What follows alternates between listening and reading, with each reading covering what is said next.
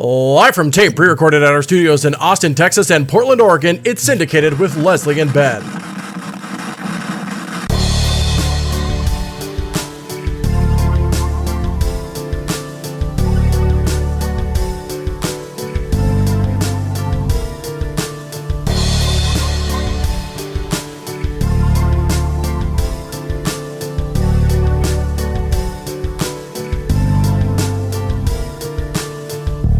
Hi everyone, I'm the Ben of that.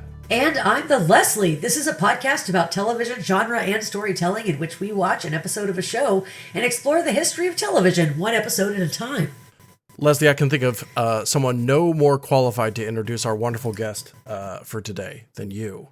Not me, you. Yeah, me? Who do we have on the show? Do it? Yeah. Who do we have on the show today? Today we've got a guest, a very special guest, probably a returning guest. We had them on for adult animation. The sexiest guest, the best smelling guest, my fiance, Héctor González. Hi. Hi, Ben. I do not know what's happening. I was just coming in from outside and Lesley told me, hey, put these headphones and just sit down. So, glad to see you. That's not true. Why would you say that about me? What do you want our audience to think about how a relationship works? Okay. That's what I want to know. Okay. God, right after the compliment of best smelling. Best smelling and sexiest. Oh, thank you. I said all of those things. I know. The Jeff Goldblum of Mexicans. I keep a tally of all your mentions of me on the podcast. So. You do? Yeah. I know my own lore. Oh boy. Okay. Well, that's great. Okay. Well, you last joined us for the home video episode, I want to say. Yes, that's all correct. of like 2 or 3 years ago or something. Yeah, that was a good one. Yeah. Home movies, of course. You're right. Well, we're back in the land of animation in the form of international televisions, sometimes having animated episodes. So I guess let's just get into the show we're talking about today. If you're just now joining us, we're talking about Ruri Rocks, the 2025 anime about mineralogy and geology that debuted on Crunchyroll in July. Adapted from an ongoing 2019 manga by Keiichiro Shibuya, Ruri Rocks is half educational and half adventure and follows two characters as they venture into the natural settings of Japan to locate minerals, both crystals and rocks. And I really just said the same thing 3 times. And educate themselves on the world that makes those beautiful objects. The show is produced by Studio Bind, which primarily produces the Mushoku Tensei Jobless Reincarnation series, which I learned about this morning. And the anime was adapted by Michiko Yokote, who served as the writer on Ranma 1.5 and Cowboy Bebop, as well as working as the head writer for numerous other series. All right. But, Cowboy Bebop, so, I had to for mention sure. it. Yeah, for sure. I love that you said minerals, both crystals and rocks. That's great. Yeah, I just, there is a difference. But there is. You're right, it is all rocks. Yes. Rocks is an umbrella term that can encompass. Let's not get into that conversation right now, okay? Important note for the listeners, this will be a science-heavy podcast, so be ready, get whatever you'll keep you awake, and let's see how it goes. Yeah, it will. I checked out 3 textbooks from the library to talk about this one. You're shitting me. No, of course not. Good Lord.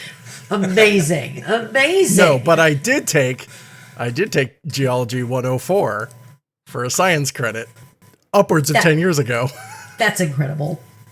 So you could say I definitely know the difference between the 3 sedimentary, metamorphic, and igneous rocks. There you go. No, I said it slightly before you did.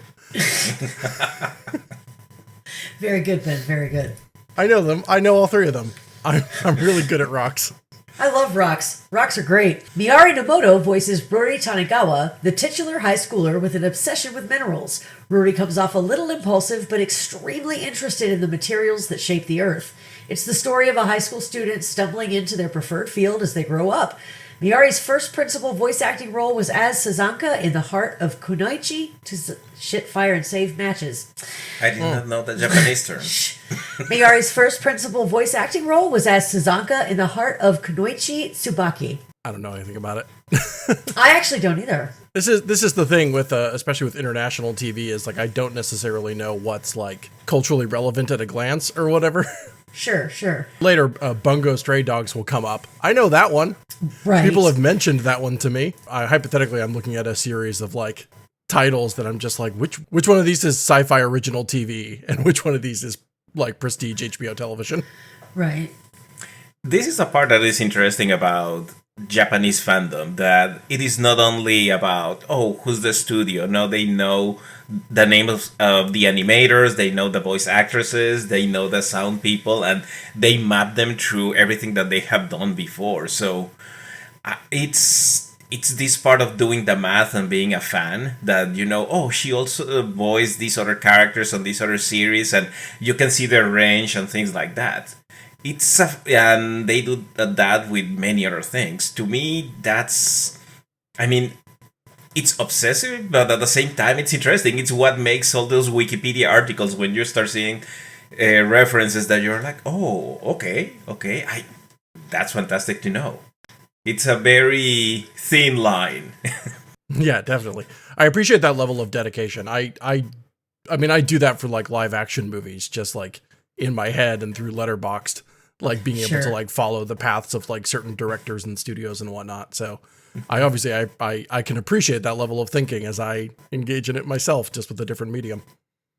Or comics. I think we're both that way about comics to a degree. Yeah, definitely.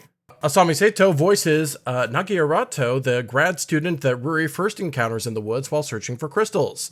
Arato is significantly more experienced as a rock hounder and takes the time to patiently explain the various geological and environmental forces that shape these gemstones into existence. Seto also voices Ichio Higuchi in the anime adaptation of Bungo Stray Dogs and appeared in the Apothecary Diaries Season 2, which also aired earlier this year, and I know that because everyone in my life tells me about it.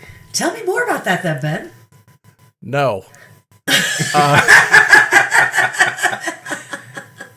How long are you trying to resist? I don't know. I just know that so many people have been like, so the Apothecary Diaries Season 2 came out. And I'm like, yeah, I bet. I have no connection to it. I don't know what anyone's talking about. It sounds very popular. Sure. Based off of the number of people in my life who have tried to tell me about it. Okay. I have a friend who indirectly works on it. I don't know. I hear fun things. You just can't get it out of your life, it sounds like. Truly, it is the Stranger Things of anime to me. Fantastic. There are additionally a number of characters that we haven't met yet that don't appear in the first episode that come along a bit later, including Shoko Sato, Yoko Omari, and Aoi Kasamaru. Last but not least, we've covered the first episode, My First Mineral Hunt. Oh, how fitting. Ruri Tanigawa becomes fixated on a crystal necklace in a boutique store. After a failed attempt to get her mother to forward her the money to purchase it, Ruri ventures forth into the forest to find some natural crystals and minerals on her own. The adventure doesn't go her way until she meets Asami Seto, a graduate student. That's not her name, that's the name of the voice actress. That's unfortunate. Amazing. Nagi Arato. Mm-hmm. You're doing amazing. Right. You're doing amazing, sweetie. Yeah. Thank you. After a failed attempt to get her mother to forward her the money to purchase it, Ruri ventures forth into the forest to get some natural crystals and minerals on her own. The adventure doesn't go her way until she meets Nagi Arato, a graduate student with significantly more experience in locating the gems that Ruri is obsessed with. Together, they're able to find some garnets, and Nagi's insight into minerals cements Ruri's new interest. This, of course, came from the two of you, but Hector, I have a feeling that this originates with you? Yes, I can say that. So, I found about this series and immediately thought like, geology and anime. So, half of that will be interesting to Lesley. The other half would be like, I don't know, it's a game. It's a game with them. But in this case, I just said, hey, it's about somebody that finds about that minerals. Okay, tell me your version. You said, I have something that you really need to see. Okay. That's what you told me. I got zero details. I wasn't even told it was an anime, and I feel like that's because if you had told me it was an anime, I would have said no. I'm not huge into anime myself, and especially... You have some interesting anime interests. I don't know, like you've got some. You're into some pretty niche shit, my love, and so I think that I would have been dubious had you said anything other than sit down. I have a thing on the television that you need to watch. With what you just mentioned, somebody just started thinking, oh, I have a new Wikipedia section for Hector, and now we have on the section of anime that Hector likes. Somebody will start trying to find out what I like. I don't think that your delusions of grandeur are part of the subject of this podcast right now. Okay, an Ocean website. What about that? Okay, honey. Does the defense have a statement in reply to accusations of odd anime taste? I plead the fifth. There we go. That's understandable. Beautiful. Court is adjourned. Anyway, this was cute. I don't have a ton of anime experience. I'm sure this has come up before. I've watched, some of the big major movies, right? Akira, the Satoshi Kon movies and whatnot, but I do not follow anime as, anime as television series and whatnot. So I don't know what's popular necessarily unless my friends directly tell me what's happening in the world of anime. I don't actively seek it out or whatever. So this would have never come across my radar. But I found it to be incredibly enjoyable. It was so delightful, wasn't it? That's why I came to you and said, I've got it. I've got this one because it's just so fun. I'm not really an anime, I'm not huge into anime either, but it's just, it quickly slipped up to the top of my list. I don't think that I have liked an anime as immediately as this one since Yuri on Ice, I think. Oh, sure. Obviously, I love rocks. I love rocks. I love rock. You know this. Everyone who knows me knows this. I also am Love Rock.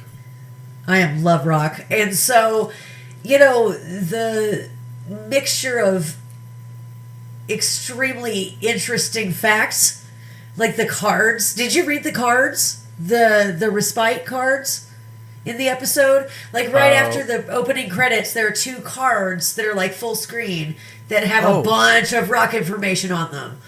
Oh no! I think I kind of glanced. Just over let that. it play. Because it keeps playing, and it's only on the screen for a second. You have to pause it if you want to read it.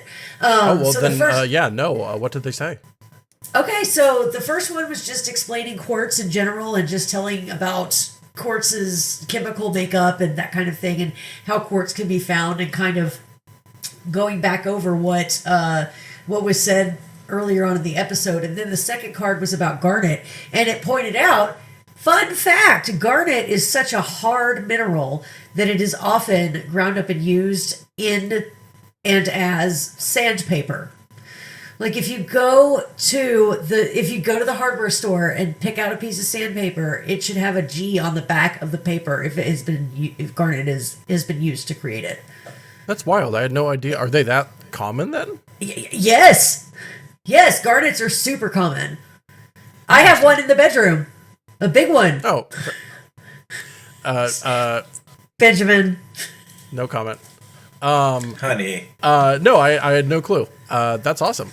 Yeah, the first time we watched it, I didn't pause it. So this time I was like, hold on, I want to see what it says. Because I'll bet Ben's going to pause it and then I won't know. And so, there you go. No, I didn't. But what I did appreciate was the kind of they felt very, children's textbook, scientific diagrams of the flow of lava when she describes how crystals are formed.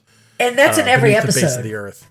Yeah. Too, by the way. I think those lessons delightful. are in every episode. It's amazing. I guess I didn't really focus in on the super detailed ones, but I really liked the kind of smaller ones where they're put up as little talking heads or kind of still animated, what I'm trying to describe. As they kind of talk over scientific illustrations that you would see in a high school textbook or what have you, of just the flow of lava is a little too hot, and sometimes it creates air pockets. Inside those air pockets are where crystals grow or whatever.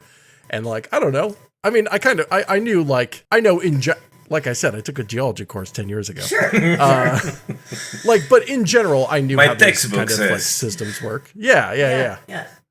I know in general how these kind of systems work, but it is cool to just have it like highlighted specifically, like, here's the thing we're talking about this episode. Here's specifically how it gets formed.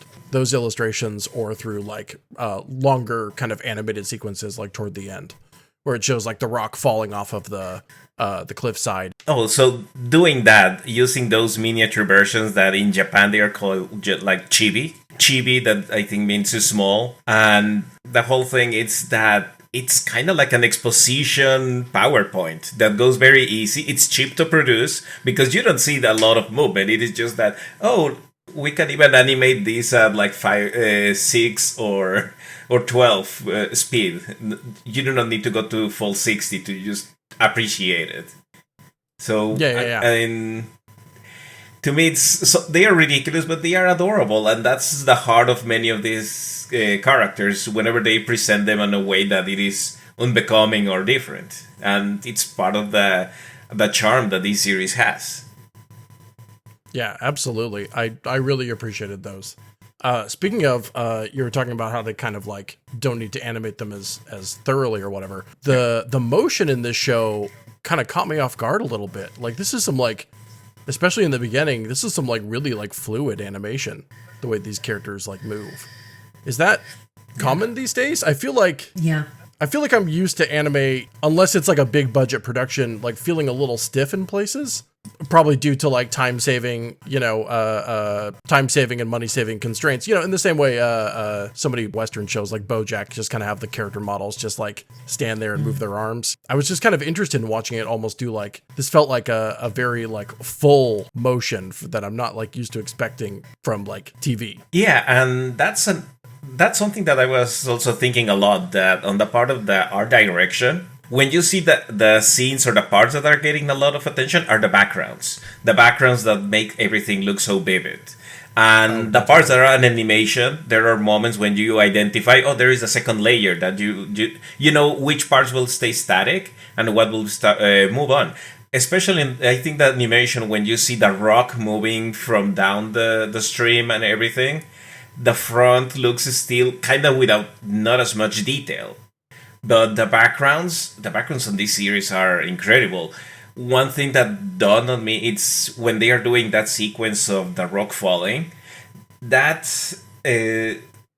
section, that painting, it is beautiful, and it was only about 2 seconds on the screen. Definitely. As a background, and then still, you see every one of those cells. If they do a cell sale of this, it will be fantastic just to even grab a couple of things that you say that. But it is just the background. Exactly. That's the best part of this show, that it's so vivid and you feel so involved in nature. It makes you feel good about learning and just following the adventure. Yeah, it really did like kind of invigorate like a feeling of just appreciating our real natural world that we live in. I completely agree. As I got to watch this, there was one shot during the sequence that we keep referring to, when she's explaining how garnets are formed and it shows the rock tumbling down a hillside into the stream. There was one shot where I like genuinely like, until an animated hand appeared in it, there was a moment of like, did they just put a photograph in here? Yeah. Because it was the shot of like just like a rocky surface, like straight on. I don't remember what the accompanying dialogue was, but it was something to the effect of like, explaining again Nagi is explaining to Ruri like how the tumbling and how the river and the current will wear down the rock and expose the garnet. And so it was showing, the animation was showing that rock tumbling down and then splashing into the water and then like tumbling inside the water, underwater, which was just such a gorgeous sequence. It was right before that, that just shot of the rock wall or whatever really threw me off. Again, I thought it was just, there was a chance it was just photography. I don't know. Maybe they did some multimedia stuff and like put in like, and here's what a real garnet looks like or what have you. But like the coloring between like the various shades of gray and like that kind of like purplish hue that like rocks like that can get, like it was a fantastic coloring job, which just led me to think it was real. Yeah. Well, like and those people say, who can pencil sketch portraits that look like photos or whatever. Right. Yeah. I'll say I've been so impressed with their depictions, their detailed depictions, like in the respite cards and in the info cards and stuff of all the different minerals that we've seen so far. The garnet is really well done because they included the way that it grows specifically. Like, it'd be one thing to be like, okay, well, it grows, in like I guess it's called a septahedron, right? And so it grows in a septahedron shape. But the special thing about it is that it grows flat and then it has a taper here and in it like naturally in its tetrahedron or in its septahedron shape. And so it's really, really cool because they included that in the illustration, and I just thought like the attention to detail of the minerals as well is just so on point. Yeah, no kidding. And something just dawned on me when you were talking about the colors and everything. The moments when Nagi starts teaching a little bit about the situation and you get this animation of how the process potentially happened and everything, it is like mini documentaries. Just constantly. It's almost like telling you, hey, you're gonna follow along the life of Richard Attenborough. You will know how he met his wife, and then he will narrate things around nature. Speaking of how he met his wife, should we talk about the other aspect of this anime? I don't know what you're talking about. That stood out to me.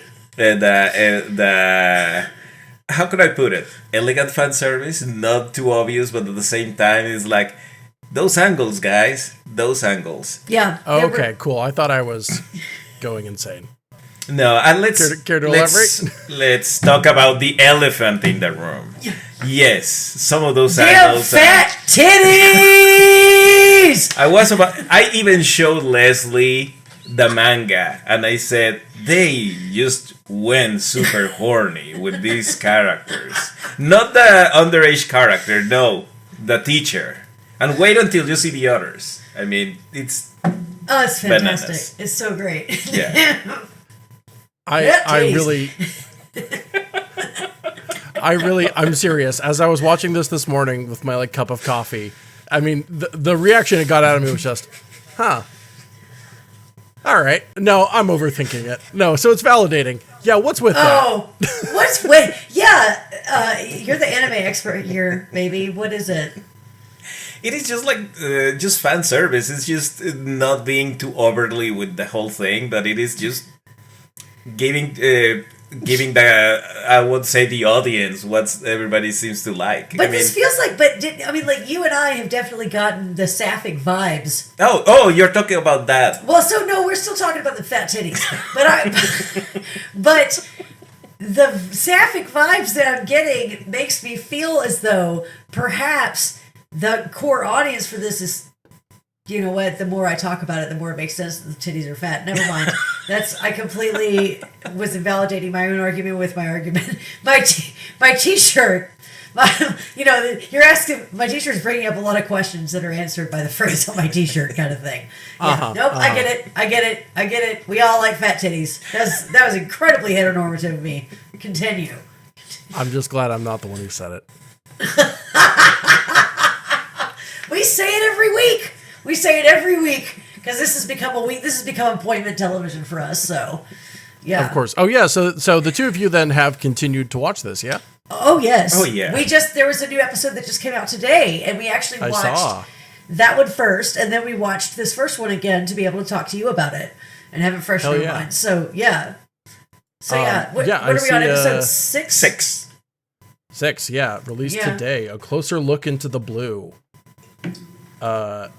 So I'm seeing that each has one or two minerals associated with it, which honestly, speaking of mini documentaries, also kind of makes it feel like Schoolhouse Rock to me in terms of each focusing on a specific scientific, or in this case, rock-based concept.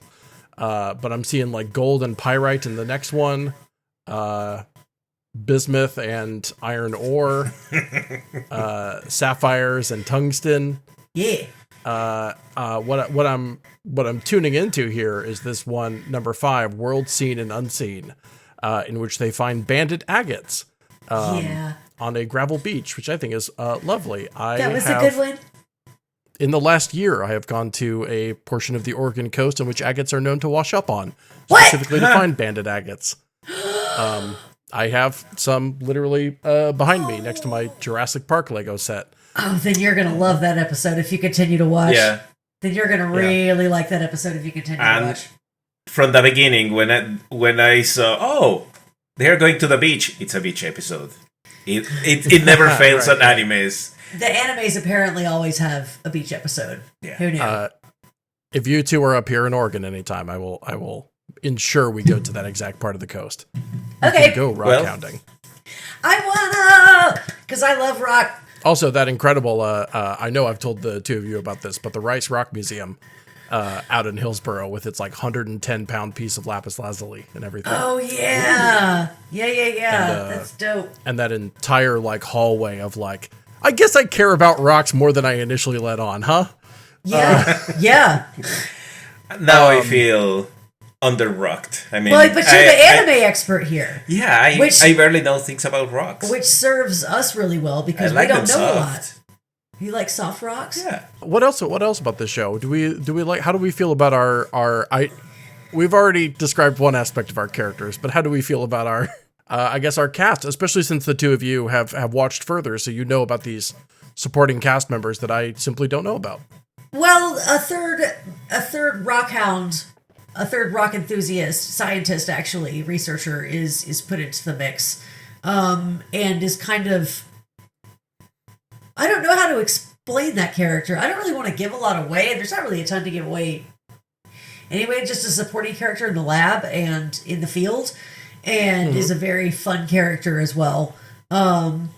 I don't know. I've been thinking a lot about, which are the positions of both of them, because the one that Leslie's mentioning that gets introduced, it seems to be somebody that it is almost close to finishing, and she's writing her thesis, and it will come later on the story, so it gets included in the whole thing. And then in that case, how Nagi, then she's like a teaching assistant? I think so. Well, she's reviewing the thesis, so she is in some kind of mentor capacity to this other person as well. Yeah. So, but this other person's been at it longer, kind of also thing. with lots of free time, just to pretty much like, hey, I found this small child on the wild, and she asked me for rocks, so I follow her.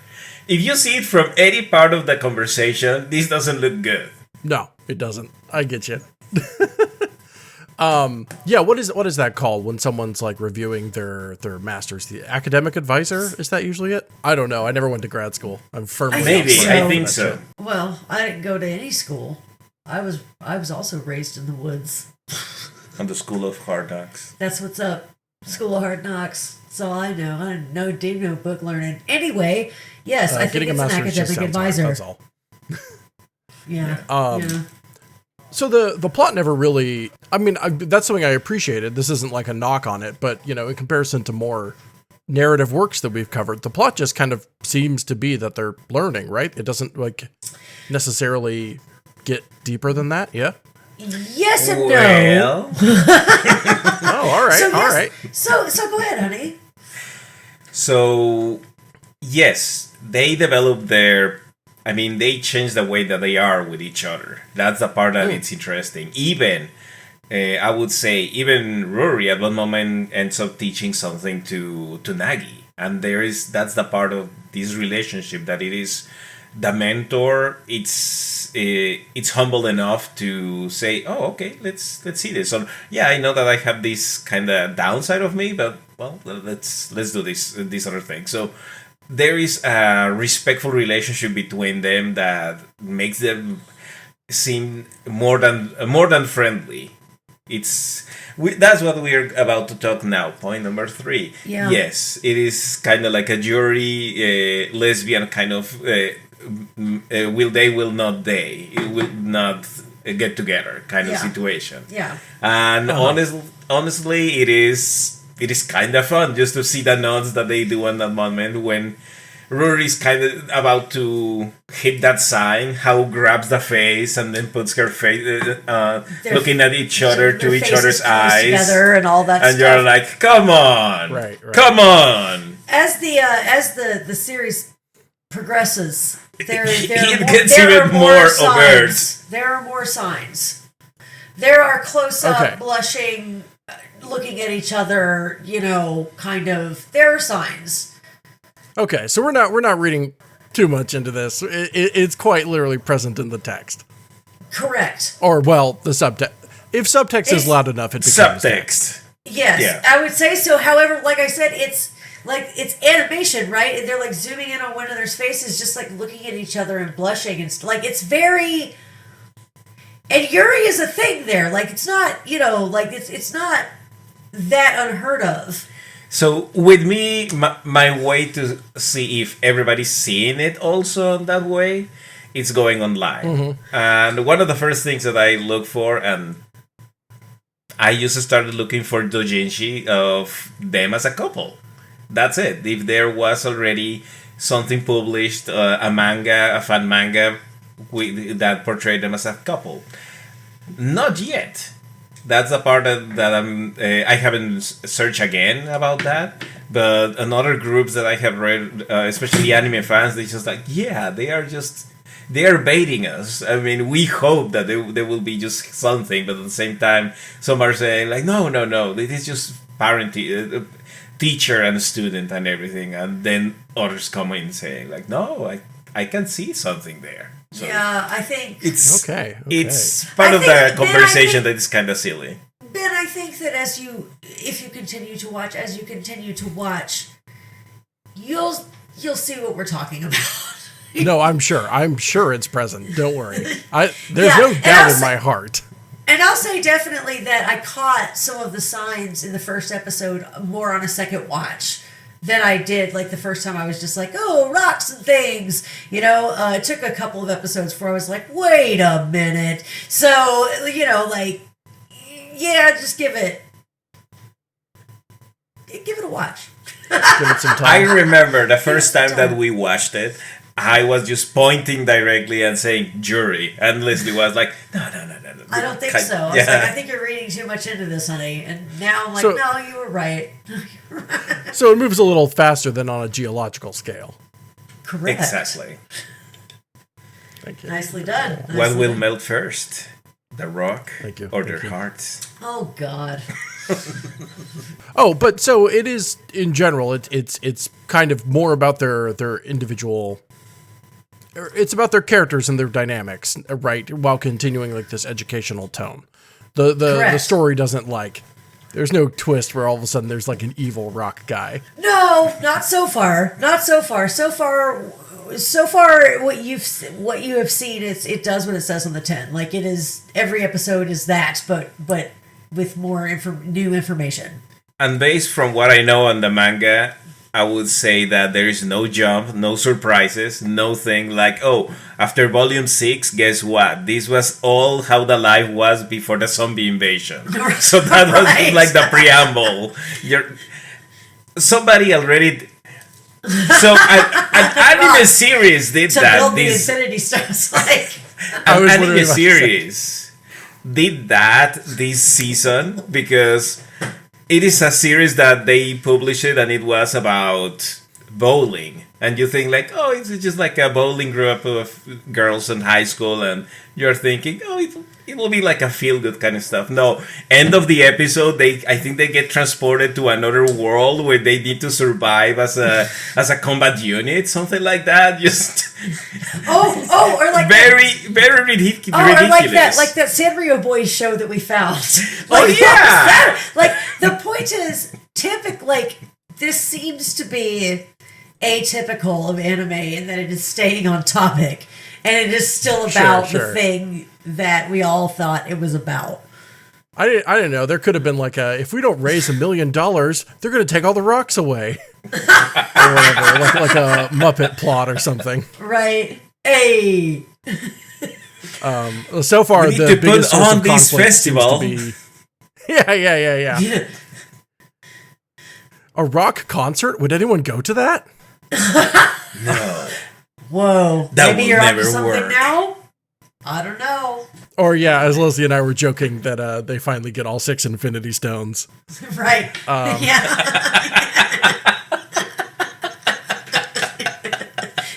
ruby, sapphire, garnet, tungsten. Now I. And what is the infinity glove made out of? Pyrite. Pyrite, of course. Right, just like in episode 2. I am inevitable. Oh, fuck me. I am Sapphire Man.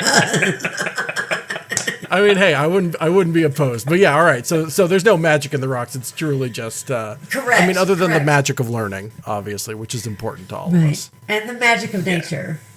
Magic of nature. Yeah, beautiful. I know we already said this, but beautiful backgrounds. Even the shot of them driving out of the forest, like in the Mini Cooper or whatever, and you see that like beautiful kind of like coastal highway along Pan or whatever, and it's just like, you know, sundown over the sea, and like all of these like little the street lights like fading into the distance as she kind of like reflects on the day or whatever. Yeah. It's just like, I mean, honestly, it really just made me want to literally go out into nature or whatever and see if I can't like hit up the coast or Mount Hood or whatever. It looks a little romantic, doesn't it, Ben?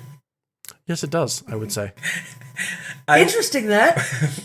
After watching it this time, I was thinking how at one moment the other protagonist, Ruri, then switched to voiceover, and it's her narrating her memories and saying, yeah, that first trip. Stop, honey. Stop it. He's back on the. He's back on. Seeing back on Nagi the Yuri under that light. Undertones. Changed something within me. I'm glad that you're writing your fan fiction for everybody to hear. That's to delightful. To your benefit, it is probably only because there's only 6 episodes and it only came out a month ago. Well, we haven't checked AO3 2 yet. more weeks, I guarantee. Ben, what if I'm on top of this, bro? What if like, I start churning out the it live? content now? No, what I'm saying is like, no, but I would like, I can start writing fanfics and be like one of the first ones. Like, what's the AO3 number right now? Pioneer in this space. In this fandom? Are you kidding me? The last time that happened was Our Flag Means Death. I could do this. You can do this, right? And then maybe I'll finally finish my Death and Other Details fan art. There you go. But yeah, to so refer to a show we covered last season. We need to act now. Okay. In fact, let's stop this recording. We're about to create the best Ruri Rocks fanfics because there are already 3 online in English. This is 3? Yeah, they will be an all-nighter. Okay? All right, honey, we got this. Yeah. You have the opportunity to blow them out of the water. These other 3, amateurs. Yeah. I love it. Well, honey, let's wrap this up. Two of you combined. With the 2 of us combined. Well, let's wrap this up so I can write some mad fanfic and be like one of the most prolific fanfic author of Ruri Rocks. Okay. Yuri Rocks. That So exists. here's my idea. I'm changing my username to Yuri Rocks. Go. So here's how it goes. It is a fanfic where they are on a space station, and then Nagi is the one teaching. Can we take this offline? Yeah, TM, copyright, 2025. Yeah, can we take this offline for now, honey? Let's talk about it later. Okay. Let's get back to the point because I think we're about can't give away the this goods, stuff. the gold. Okay. Yeah. Yeah. You can't tell other people where the gold mine is. Other people are going to be listening to this, honey. Oh yeah, they will want to get into that. So we need to start even more than. Anyway, I think that kind of concludes all I have to say about it. I thought it was beautiful. I thought it was well illustrated. Had some fluid animation. I got a little misty thinking about my natural surroundings. Yeah. I need to get more out in nature this year. I realize we're coming toward the end of summer, but there's still time. Yeah. That being said, Hector, where can people find you?